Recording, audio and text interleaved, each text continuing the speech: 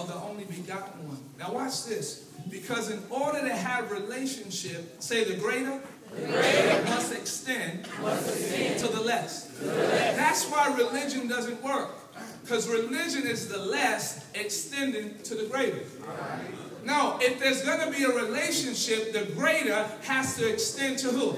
The less. And so you and I are greater than animals. And if we wanted to communicate with a dolphin, he couldn't come to our world, but we must go to his world. But in order to go to his world, we got to put on special equipment called scuba. Well, you and I couldn't go where God was.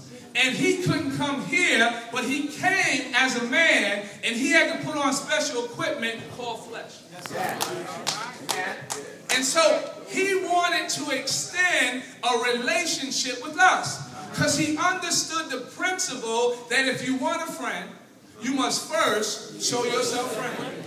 That's why it doesn't work you reaching to God, because we didn't want God. But God wanted us. And God demonstrated his love toward us. While we were yet sinners, Christ died. Now watch this. This will blow you away, because if he died for you when you didn't want him, what will he do for you now that you are his? I don't understand how the church could be upset and fearful if God would die for you when you didn't want him. What will he do for you now that you belong to him? Shout and say, I belong to the Lord. I belong to the Lord. The second chapter, he starts off performing his first miracle. And what I like about this, the law of first mention. When you hear something mentioned first, that is defining it. The first miracle was because of a want. The Bible said they ran out of wine. And they wanted wine. Not they needed wine. So if you can ever tap into God, God just doesn't want to meet your needs. He wants to give you some of that stuff you want. But most of the church struggles all their life working for God to meet their needs. But the first miracle, Jesus turns water into wine. And in that process, he shows us that I can take something simple, but once it gets in my hand, it'll never stay the same. How many of you know that when God was creating the world, he spoke everything into existence? But when it came to man, he had to bend down. In other words, he spoke everything, but he touched man. And ever since that first touch, man's been needed.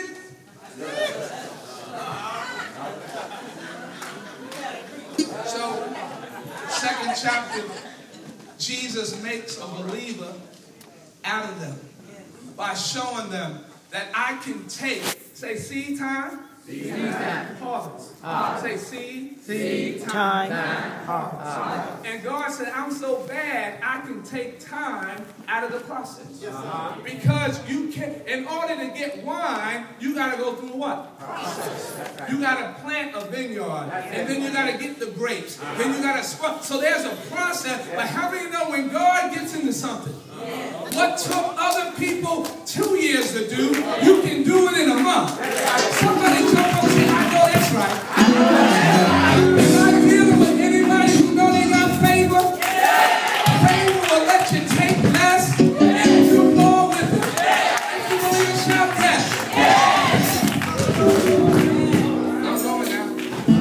That's all right. Tell your neighbor, say, Jesus made a believer out of me. The third chapter, a man called Nicodemus.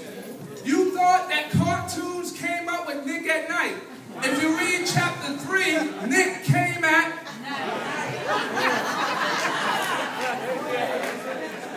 Nicodemus comes at night.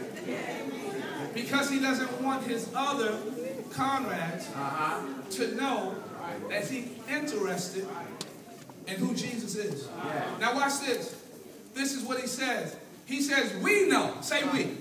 Not I, but what? We. We know thou art a man sent from God. Because no man can do what you do except God be with him. In other words, watch this, in our secret time, we talk about you. Because we realize you have something we don't. We are putting burdens on people, but you taking burdens off. And I want the power that you got.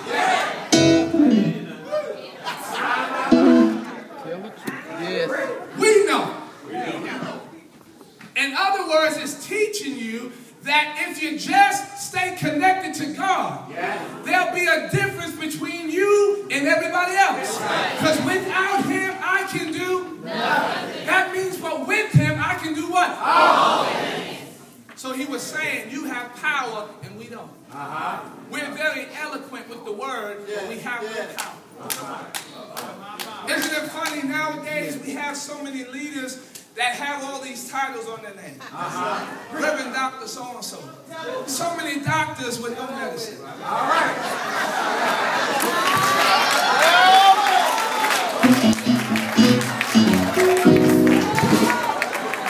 So your neighbor say, neighbor, keep the position. Give me the power. Hey, hey, hey, hey.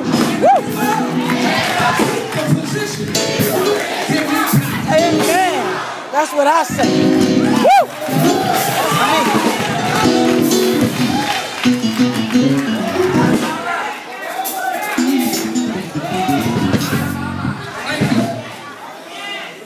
You ever notice Jesus could preach to over 5,000 without a PA system? That's right. Had no business cards, no PR person, but He would heal the sick. And the word was spread abroad. In chapter 2 of Mark, it said they knew that Jesus was in there. I wonder if that's the reputation of your church. Does the community know that Jesus is in the house? Oh, God. I just did a seminar up in New York with a bunch of leaders, and I said to all the pastors, I said, all I have to tell you is one thing. They heard a long bio and they thought I was going to go into this and that. I just said this. I said, if you were not the pastor of your church, would you go to your church? And I closed my book and sat down. Because the answer to the question lets you know how to fix the problems. Because you wouldn't go if you wasn't the pastor, but you expected other people to come.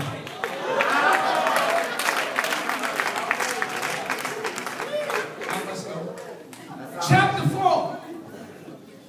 Jesus meets a woman at the well. She comes at the hottest part of the day. She comes to the well and spots a well on top of a well. You'll catch it tomorrow. She comes there at the hottest part of the day because she has issues and she